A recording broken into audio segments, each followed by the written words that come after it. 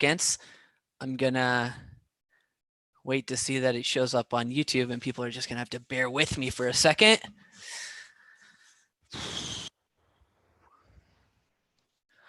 Perfect. We are live. This is the first time I've done this in a while. Welcome, everyone, to Real Hawk Talk, episode 93. We are slowly inching our way to 100. Thank you to everyone who decided to tune in last second tonight. Super appreciate it. This was completely spontaneous. We were chatting in our Real Hawk Talk group chat about an hour ago about potentially recapping tonight. And here Jeff and I are. We do not have Nathan Ernst tonight, your favorite analytical mind. He is a no-show for tonight, but we may have Brian Nemhauser, the famous Hawk blogger. So thank you, everybody, for tuning in. Before we begin, Jeff, let's recap all of the moves over the past 3 days. So let's set the context for anybody who is an average fan, and you're probably not an average fan if you're listening to this podcast, but free agency technically opened today, this afternoon. The free agency tampering period began on Monday. So basically, teams can legally tamper or communicate with agents and players beginning Monday. So no agreements are official. No signatures have been written on contracts, but they are agreements on principle, and they're effectively complete. So with that said, it has been an interesting 3 days for sure. There's been lots of discussion on Seahawks Twitter about what the Seahawks have been doing or not doing, but I think there have been several under the radar type moves that I think we should recap and talk about. So let's just go through them. I have a little list up here. Non-flashy moves in terms of RFA tenders, so restricted free agent tenders. These are UDFA players who are in their second or third year of, I believe their second year. Yeah, ERFA is the first year. RFA is the second year of being in the NFL. Or maybe it's the third. I don't know. Don't quote me. But the Seahawks extended 4 RFA tenders to several different players. And look, we have Brian Nemhauser, who just happened to join the show. The 4 RFA tenders that the Seahawks extended were to Jacob Hollister, tight end. He came in big last year for the Seahawks. Joey Hunt, backup center, little short dude that we drafted several years ago. Brandon Jackson, real Jeff Simmons' favorite player. Boo! Goddamn. That was mean. That was a little mean. That's the only reason I dialed in, is to do that. Continue. Brandon Jackson, defensive end, got an unspecified tender. We don't know if that was original round or second round or what, but Jacob Hollister did get a second round tender, just an FYI. David Moore got a 7th round tender by the Seahawks. He has been sort of on the wide receiver bubble the past several years, playing wide receiver 4, 5, sometimes 3. So that's it for the RFA tenders. Moving on to who the Seahawks have re-signed so far. Jarran Reed is it is the biggest contract that the Seahawks have re-signed so far. It was 2 years, $23 million total, $11.5 million a year. We can go over the contract structure later in the show, but Jarran Reed was one of their big ticket free agents. Obviously, he had, I think it was like 10.5 or 10 sacks in 2018, and then was suspended for 6 games in 2019 and had a little bit of a lackluster season. So many fans were confused about what the Seahawks were going to do with him. You know, he was wanting something in the $13, $14, $15 million range. It ended up being $11.5 million per year for 2 years. So Jarran Reed was a big one. Luke Wilson, everyone's favorite Canadian, local resident to Jeff Simmons. Luke Wilson has signed back on a 1-year deal. We do not know the terms yet, reported by Pro Football Talk. Departures, moving on to departures. George Fant got $10 million a year. George Fant, our tight end. He's playing left tackle for the Jets. Super excited for George. He got a pretty big payday from the Jets, so super excited about him and what he's going to do over in New York. Quentin Jefferson got signed by the Bills. I don't remember the length of the deal, but it was, Jeff, wasn't that deal like $6 million a year? 2 year, same as Reed, 2 year. 12. Yeah. 13 million, 3 or 13 million or. Yeah, you know what? You're right. I think it was $6.5 million a year. Quentin Jefferson, the 6th highest rated Pro Football Focus defender on the Seahawks last year. You hear that, folks? Sixth best defender on the Seahawks last year. Left for the Bills. Sixth best defender on like the 27th defense squad. We're not in the mood for facts right now, Jeff. So Okay. moving on to additions. We have 5 unique additions to the Seahawks. The first one is tight end Greg Olsen, who signed for $8 million. It was a week or two ago. I don't remember. We signed O-line BJ Finney. I don't know how to say his last name. I think that came in late last night. He is a Steelers UDFA. He can slot in at both guard positions as well as center. Steelers fans were really, really, really upset about his departure. The inspirational, nostalgic news is we brought back Bruce Irvin. That happened within the last couple of hours. I'm assuming that is going to be a fairly small deal. He was recently with the Panthers. We took in right tackle Brandon Shell from the Jets, who presumably is going to replace Jermaine Ifedi. So that is a big deal. And we will absolutely be talking about that later on in the show. And then most recently, in the past hour or so, the Seahawks have signed left tackle / tight end, sort of like a George Fant replica, Cedric. How do I pronounce his name, Jeff? Obui. I think it's Obui. He was a first-round pick with the Bengals. He actually played Jermaine Ifedi's spot at Texas A&M before Ifedi took over when he went into the draft. I did not know that. So we do not know the numbers on. We know the numbers on BJ Finney, however you say his name. We do not know the numbers on Bruce Irvin, Brandon Shell, or Cedric. Those will hopefully be released shortly. So we have a lot to talk about, Jeff. A lot about things the Seahawks have done and a lot of things they haven't done. I'll leave it open-ended for you, Jeff, to start. Where's your head at right now? I know we've been talking a lot about this in the Real Hawk Talk chat, but where are you at right now? Yeah, I think all of us were wrong about how they were going to approach free agency. And I think that's led to a lot of fans' emotional decisions and a lot of anger and a lot of angst about how they were going to go in. They had more cap room than before. We heard Russell's comments at the Super Bowl, and they had more needs that they've ever had, especially defensively, with a class that was pretty stacked at one spot, defensive end, where when we made that chart that Brian showed the other day, it looked like there was endless defensive ends. But 2 days into free agency, pretty much that whole list has cleared up.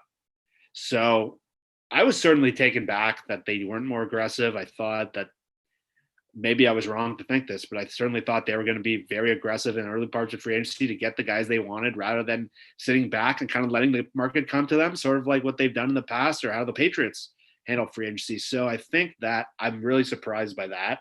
I'm still a little alarmed by the defensive end spots, and some of the moves they have made and some of the moves, especially they haven't made, have jumped off the page to me. And today's moves were a little better. They explained a little more and kind of set the tone for some of their thinking. But when you watch some of these deals come off the table in the last 2 days, I found myself scratching my head more than been excited about what they've done. Today's moves kind of explained something that I was hearing a lot, that they had no interest in bringing back Ifedi. I know you two were a little worried about that. But yeah, I've found myself more scratching my head than been excited or angered by anything they've done. Ryan, we're going to shift to you because I don't know how much time you have. Where's your head at right now?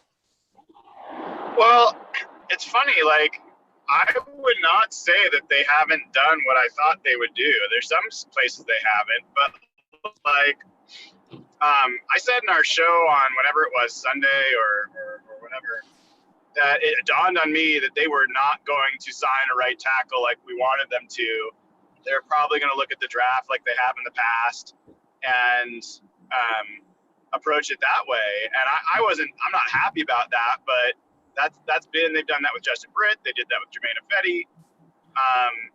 And I'm actually I think it's a really good sign that they're not bringing Jermaine Ifedi back. I don't think you can underscore that enough. Mm-hmm. That's addition by subtraction, because look, this guy that they signed for right tackle to compete there is essentially Jermaine Ifedi. He might be a little bit better. He might be the same, but he's like $5.5 million a year or something like that. I mean, you're talking about maybe half the cost or less for that to have probably the same production or maybe a little bit better. So I think that's a really positive sign. I think that it also looks like an unexpected good thing. I thought it was a less than 50-50 chance they were going to cut Justin Britt. It looks like now that's a pretty strong likelihood that they're going to cut Justin Britt. And that's a really smart move that I was worried they were going to be having a blind spot about. And so I think we all were worried about that. And so if they're going to shift that money and we're going to get a different center in, I think my guess is that the guy from the Steelers will end up playing center for us. And maybe he'll compete with other guys on the roster. That's fine. I think that's good news. I think that the pass rush definitely isn't done yet, but my expectation was like my number one thought going in was that they were going to go for Clowney and Ngakoue. That's what I thought going in. I still think that that's a legit possibility, and I was not nearly as down on the potential for compensation to trade for Ngakoue as I think Nathan was and other folks were. I think if you walk away with Clowney and him, or maybe Chris Jones, or who knows what they will do, but if you walk away with two legit pass rushers and you sign Jared Reed for what I think is a reasonable deal, I know you guys feel differently. I think it's a reasonable deal. And you got Bruce Irvin as depth, then I think they're starting to do right. So I'm not. To me, it's an incomplete grade until we see what they do at the defensive line. If they do not get two legit pass rushers, then we got something that I will be pretty frustrated about. So, Brian, I actually wanted to ask you this, and I'm going to ask you live on the air.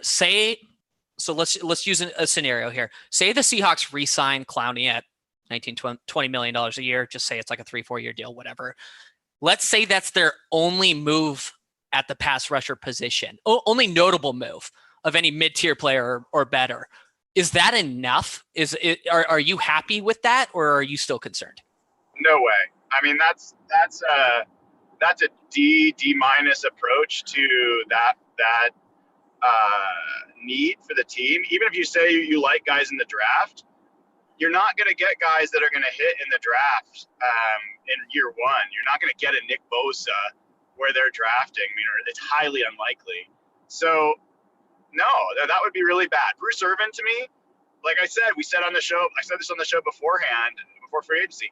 If he's a starter, like if he's getting like starter reps as opposed to like rotational third rusher reps, that's a disaster. Like that's terrible. So I will say I am really confident at this point, and maybe I'll look like a fool.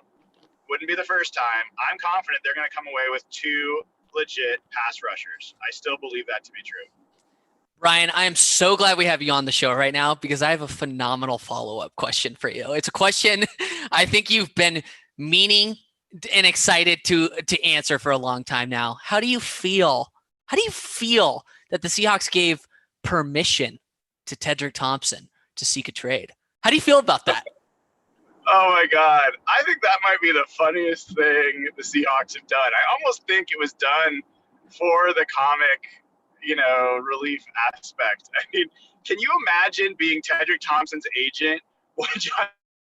Hey, go ahead if you want to seek a trade. He's like, seriously? Like, can you imagine being Tedrick Thompson's agent and calling people and they're like, God,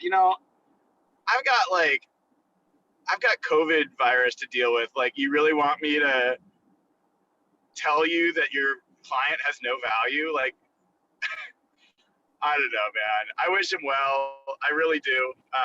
Had one of the best interceptions in the history of Seahawks football. But that's an unexpected or slightly unexpected bonus. $2 million off the cap once he's released. So if they get something in return, can we all agree? Like, that's an amazing accomplishment. That would be one of Schneider's best things. If he could get a conditional 2025 7th round pick for Tedrick Thompson, that would be impressive. I'm throwing a cocktail party in Hawaii, and I'm paying for all your visits if they get a 2030 7th rounder. I'm not excited about this. I really am. And just for the fans, actually, I don't know if people know this, trading Tedrick Thompson actually opens up $2.2 million cap space. That's not nothing to scoff at. I think it's fairly significant, actually. I mean, I just have to say the worst move by far in Seahawks free agency so far is tendering Brandon Jackson. Like, Thank you. Locking in that you're going to have a mediocre player on your defensive line, as opposed to, I wouldn't even care if you went to get another mediocre player, but take a chance on someone else fitting better, because he has no upside. And like, you guys have given me crap about Benson Mayowa. There's guys like that out there. I'd rather them go after someone like that, and maybe he hits. I just think Brandon Jackson that's a really bad move. I'm a little confused about all the tight ends as well. A lot of tight ends, but I'm curious what you guys think about KJ Wright at this point.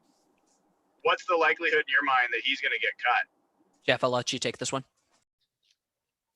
I think I'm 50-50 on it. I think if you can use that money to get Ndakwe or add Everson Griffin, I think that's a no-brainer. But I don't know. The way Seahawks talk about KJ Wright, it's hard for me to picture it. That's where it's kind of hard to figure out their strategy defensively, where I don't know if you're going young and you're going with more draft-heavy players, you don't keep KJ Wright around. He's in the last year of his deal. He's overpaid for what he is at this point. They looked slow on defense and coverage last year, and they need that cap room to make a splash. If you can get a stud by clearing out KJ Wright, who's in the last year of his deal, you have to do that. Evan, isn't he sorry to interrupt, isn't he like the third or fourth highest cap hit on the team this year, like 10 million or something? So you're right at 10 million, but he's actually the sixth highest cap hit. Cutting him would save $7.5 million. He is not the sixth most valuable player, but you don't want him to be the sixth most valuable player on the team. If you could turn that, to Jeff's point, into someone who is, I'm all for it. And this is where you kind of have to make a forward-thinking move, and where the Seahawks have gotten in trouble in the past is where they hang on to guys a year too long. And yeah, it would suck to move on from KJ. He had a really good year last year, but these moves, I've been saying it to everyone the whole time, it's all about not what they did in the past. It's about projecting the future. And if KJ takes another step down this year and you're paying him $10 million, that's just bad use of personnel. And this is the exact kind of move a team like New England, who we always talk about in the past, and how they do things. There's no way they would keep KJ Wright in their roster. The only thing that gives me pause is there's so many, I guess you could say predictable might be the right word, players that I could see them cutting before they cut KJ Wright. Like Justin Britt is an obvious one. Ed Dixon is an obvious one. Ed Dixon still on the team? God knows why he's still employed by the Seattle Seahawks. Wait. I've seen this around. Guys, you get that. Like, teams don't cut players until they need to. They have cap space. Why not do him solid? He's the fifth string tight end. Brian, they have like 17 tight ends. I know. I mean, I'm not saying that they're going to keep him, but generally speaking, like, teams wait until they sign a player that forces them to cut somebody else. Yes, sometimes they do a solid, but like, if the Seahawks have any belief that they might keep him around, like, it does them no good to cut him now. Well, I guess it could be leverage for Disley. That's fine, but like, my point stands. Like, maybe they're going to package Ed Dixon and Tedrick Thompson for a 2040 7th round pick. Or you could get Watt from Bill O'Brien. Yes. It's very possible. Very possible. What's your guys' thoughts on DJ Fluker? I bring his name up randomly just because there was some talk on Seahawks Twitter today about potentially cutting him. Obviously, I think he had a downhill year last year after a decently productive year before when he signed his extension, or before he signed his extension. Cutting him saves almost $4 million a year. He's in the last year of his deal.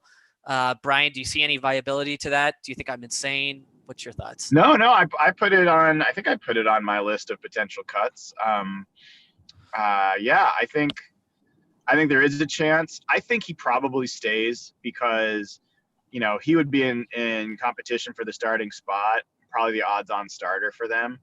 But they signed a lot of linemen. They got Phil Haynes. They got Jamarco Jones.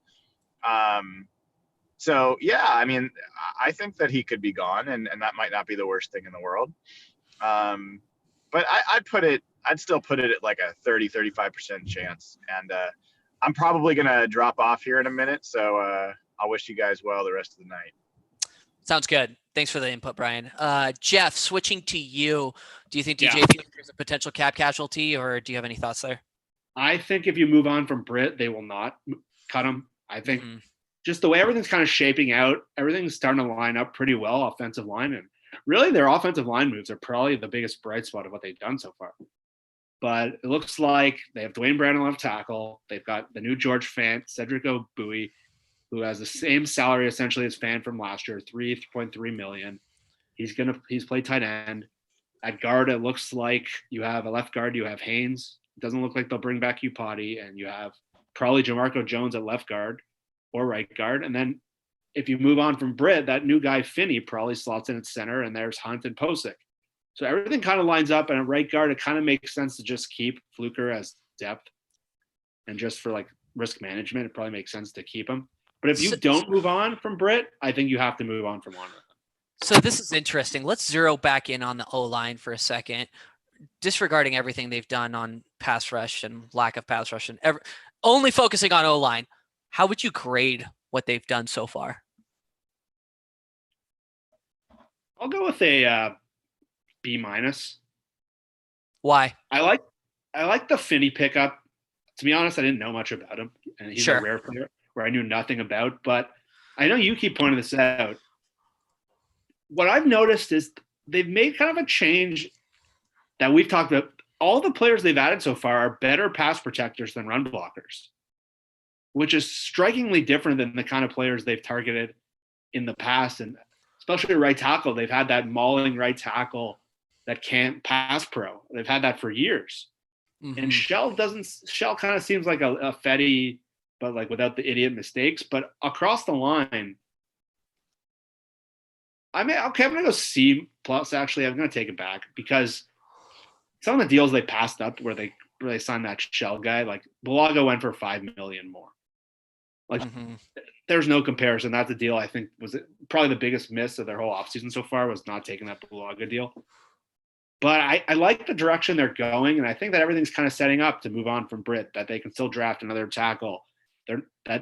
Me and Brian kind of disagreed about this today, but I think one of my fears was that they were going to move Jamarco Jones to right tackle and take away from what he did so well last year. And that if they didn't hit a guy in the draft, that would have been your starting right tackle. And I think that would have left you really thin. So I think the fact that everything's kind of fallen into place looks pretty good. But again, I would have liked them to see someone that's more high profile than BJ Finney and Shell. I'm hurting about that Beluga deal and the Conklin deal. Oh God, it just came in so affordable. Like everybody was like qualified people. I'm not considering myself qualified. I'm not even talking about myself. I'm talking about like cap consultants that work in the NFL. We're projecting like high teens for the tackle market, and it's insanity. I know Beluga signed a shorter deal, which probably chipped off a few milli per year, but 14 is very reasonable for what I would consider an above average, potentially elite right tackle entering his prime. Would you not agree? Yeah, I think two deals jumped off the page the first day of free agency. And Conklin, I said on our show on Sunday, like I thought he was going to get almost 18, 19 million. That was the rumor on him around the combine. And I don't know if the coronavirus stuff kind of took away suitors, or maybe teams wanted to look at him. He's had some injuries in the past, or maybe he limited teams because he's from the East Coast. But 14 million for a young right tackle entering his prime, to me, that's a home run signing and a no-brainer, and way cheaper than we would have thought. We thought what really bumps me out though is the Beluga deal, and I'll tell you why. We signed what's his name? Shell. Was it 5.5 million a year? Is that what it was? 2 years, 11 million. So Beluga signed at $10 million a year. 10 minus 5.5 is 4.5. 4.5 is like the cost of like Ed Dixon and Tedrick Thompson. Like it just hurts me that they were like, I'm glad, like, don't get me wrong, I'm very glad they didn't re-sign Ifedi, but like, could they have not spent like a few million more and gotten Beluga, who's like a solid starter, for sure? Am I the only one frustrated? No, I think there's we're going to talk about the other one later. There's two major moves you can criticize so far about their offseason if we're ignoring the defensive end spot for a second. Sure. And I've said this for months. Brian Beluga was the number one guy I wanted throughout all of free agency for the reasons that we just talked about. I thought he was going to come in at a reasonable price because he's had some injury history, but he's a guy who's a great pass protector, and Russell really hasn't had that ever in his career right tackle. And in the division, you got Bosa and Chandler Jones and all these defensive linemen and Aaron Donald. To have that side locked down, to me, as a pass protection, to me, that would have just opened up a lot of what they could do on offense. And the fact that he even came in, I thought he'd get 12, 13 million. The fact that he came in at the same price as George Fant, I think that's insane. I think that's absolutely insane that Schneider knows the Packers. Like, I thought he was such an obvious fit, but based on how they're doing things, it seems like the rookie class is where they're heading here. And it's a little concerning based on the past. I know they've changed up a little bit of their O-line scouting now, but I think you sign Balaga, you lock down that spot and spend the picks on other places, and I would not have signed Shells. And that's the thing. I don't want to complain too much because it doesn't look like they're going to sign Ifedi, and that's like my number one requirement. So I'm like grateful for that. But at the same time, it feels like they could have gone a little bit extra and signed a qualified, or, a competent right tackle for just a couple extra million per year. So that's frustrating, but it is what it is. So I'm not gonna complain too much. We've got a couple questions. This is an impulsive show, and it's just Jeff and I. So feel free to ask questions in the chat, guys. We'll try to get to them to get to as many as possible. The first one I'm seeing, and I'll just take this one. Josh Gordon, what is his status? He has been suspended indefinitely by the commissioner. What does it look like to get Josh Gordon back on the Seahawks? Everybody is asking just because. And for those of you that don't know, the new CBA was approved by the NFL Players Union, which basically makes smoking weed not as penalized. Players are still fined escalating game checks, but they are not suspended games. I would actually argue it's worse than the old policy because they have to play games and incur the wear and tear on their body and not get paid. It's better for the fan, but I would actually personally argue, and maybe Jeff, you disagree, but I think it's worse than the old policy. So number one, he has to get reinstated by the NFL commissioner. That has to go through like a lengthy process of, self-help. He has to go to therapy, basically get signed off by a bunch of doctors. Once he is approved by the NFL commissioner, I'm like 99% sure he will become a free agent, like an unrestricted free agent, at which any point he could sign with any team. My understanding is he's still living in Seattle and he really liked the environment with the Seahawks. So I wouldn't be surprised if he was eventually reinstated, he were to sign another deal with the Seahawks, which would be awesome because I like Josh Gordon. I think he's a good guy, but health comes first, obviously. So with that out of the way, I know many fans have been asking about that.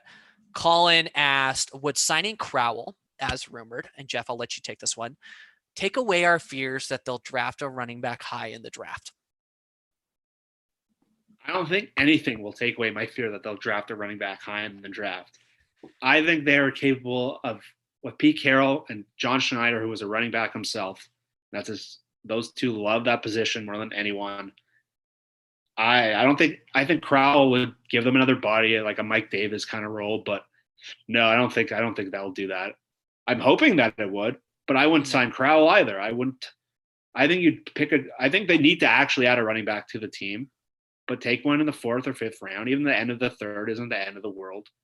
But no, I don't think signing Crowell would make that fear go away for me. I don't think that fear will ever go away with these two running the team. So apparently I need to recant a pronunciation. Have I been saying Beluga's name wrong? Have I been saying Beluga? Is that what? Yeah, but we've kind of adopted that. He's the beluga whale. That's what he is. He's the big beluga whale, and we've been trying to sign him. Let me be very clear. I will mispronunciate any name of any player that I don't know where I'm going with this. I just pronunciate names badly. So you're gonna have to right tackle. It's like a yeah, it is right tackles. Jermaine Ifedi. Let me just go through the chat looking for more questions. This is a good one. Darius Slay. Did you see his tweet tonight, Jeff? He was talking about his trade process being sped up and it looks, I think he's like 27 or 28, maybe 29. I'm not sure. Obviously, former teammate Taquandre Diggs. They're like brothers. Darius Slay is like, I would say, one of the top corners in the NFL, like top 10 probably. Jeff, what's your take on a potential trade for him? Listen, if all things were equal and there was no cap room, I think this would be the perfect move for the Seahawks. Him and Quandre Diggs are super close. When Quandre did get traded to Seattle, no one went crazier than Darius Slay. I didn't know much about Quandre at the time, and that kind of jumped off the page to me.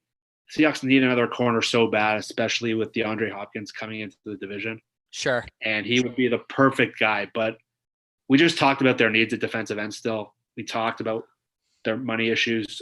I just don't see. I don't see it. I don't, because if you trade for Slay, you're gonna have to give up a decent pick and you got to pay him. So I don't see if you want to do that and you want to do Clowney. I just don't think there's room. Do you think it's going to be a decent pick?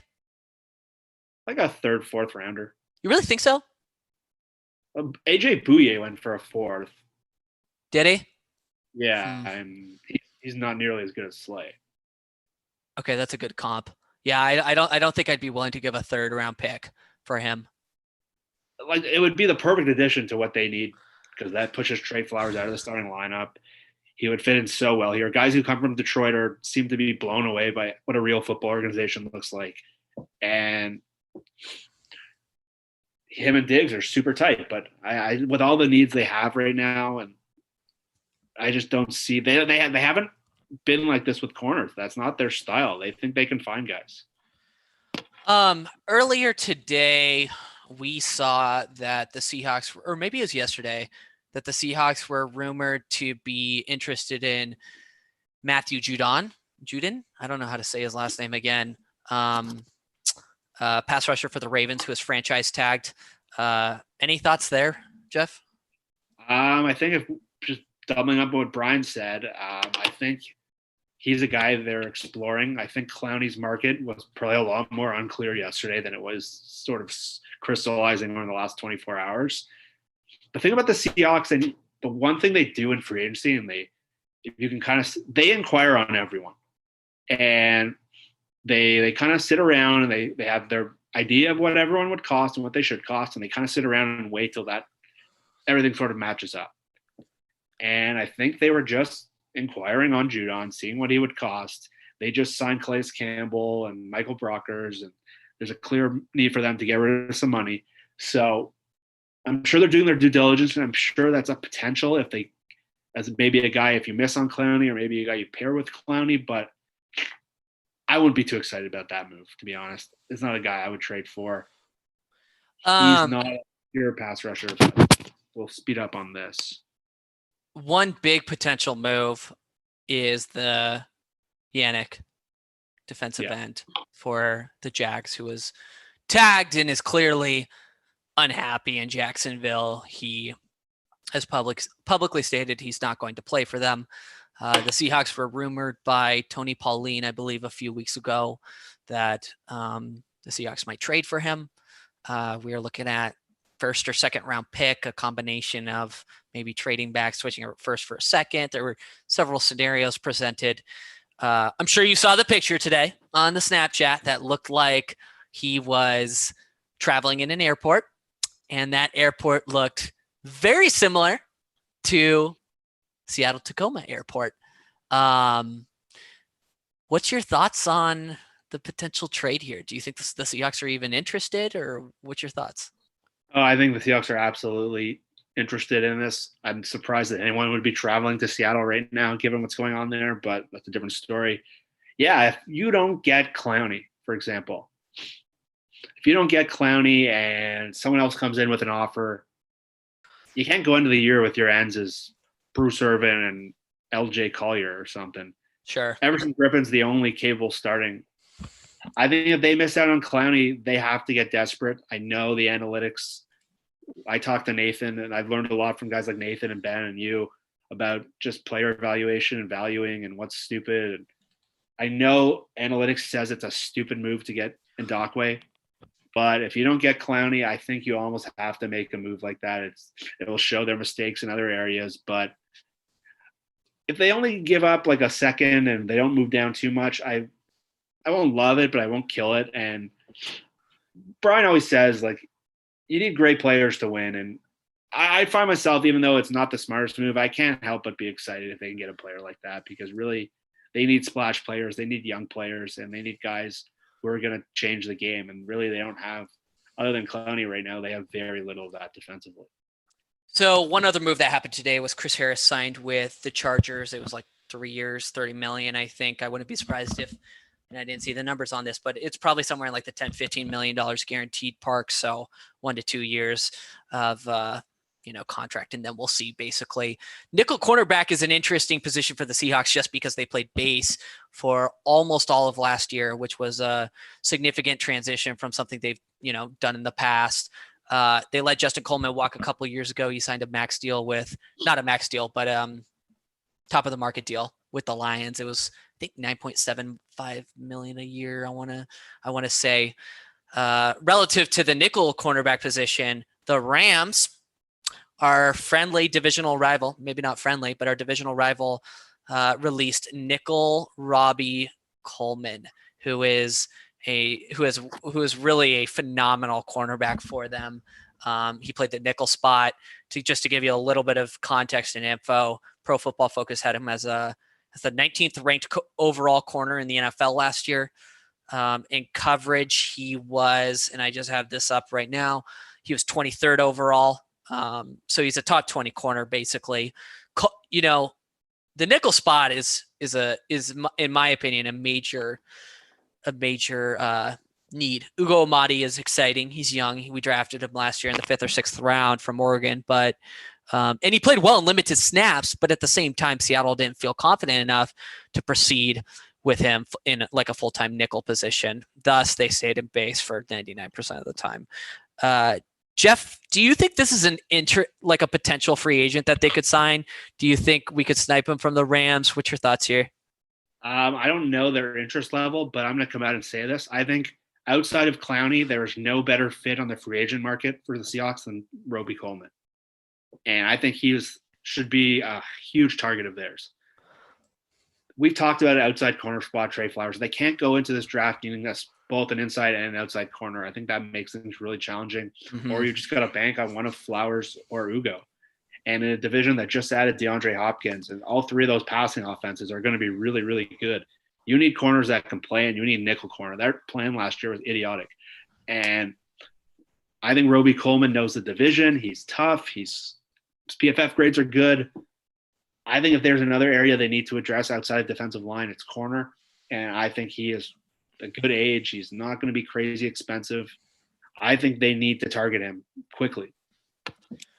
So, unfortunately, we got to start wrapping up just because my Zoom account is not upgraded like Brian's is. So we have a time limit. But, I do want to ask you one parting question, Jeff. We are on technically the first day of official free agency. What would you consider to be success? Like for the Seahawks to have the next 48 hours of successful free agency, what do those moves look like? What does success look like? Okay, so most of their free agency I've been pretty disappointed with. They can still salvage it to an extent, but overall, I think those moves I'd like to see them get Clowney done, not a 1-year deal. Evan says this all the time. I agree with them. I don't want to see them do this again next year. I'd like to see them get him locked down one of those defensive end positions. I'd like to see them address cornerback. And if possible, bring in another defensive end, sort of like Buffalo's doing. Bring these guys in waves. Bruce Irvin can't be your second pass rusher. So there's not much left on the market, to be honest. So I'd like to see them move on from Britt, sign Clowney, maybe another pass rusher, and definitely Roby Coleman. To me, that turns a free agency from a potential D to maybe a B plus. Yeah, I mean, I would argue relative to the NFC West that right now, even let's say Clowney is re-signed like 10 minutes ago. Let's say he's a Seahawk right now for the next 4 years. I would argue right now the Seahawks are in significantly worse position than they were 96 hours ago relative to really all they've done is switched out Quinton Jefferson and Bruce Irvin. Exactly. And not only that, the Cardinals and the 49ers are getting better. Yeah. And maybe the Rams too. They've added, some big D-line pieces today. I just think What's unfortunate is what it seems like they've waited for Clowney is what it seems like, and they've budgeted a certain amount for him. It seems like they've missed out on a lot of middle tier pass rushers in the meantime. And if they want to make a move beyond Clowney, they're probably going to have to trade for it. So it is what it is. I think that's all we're going to do tonight, folks. Thanks everyone for tuning in. Real Hawk Talk episode 93. Support us on patreon.com/hawkblogger. All money goes to Ben's Fund, Josh Schneider's son's charity. His son is autistic, and his charity supports all families with children on the autism spectrum. They give grants to those families and help support them financially. Patreon.com/hawkblogger. If you can't do that, subscribe to our YouTube channel, youtube.com/hawkblogger. Another great way to support us. Subscribe to us on Spotify. Follow us on Twitter. All that is great. Thanks for tuning in. Seahawks will have what appears to be a very interesting upcoming 48 hours, 72 hours in free agency. Clowney is still on the market, and who knows? He might make a couple big time trades. So with that said, go Hawks, and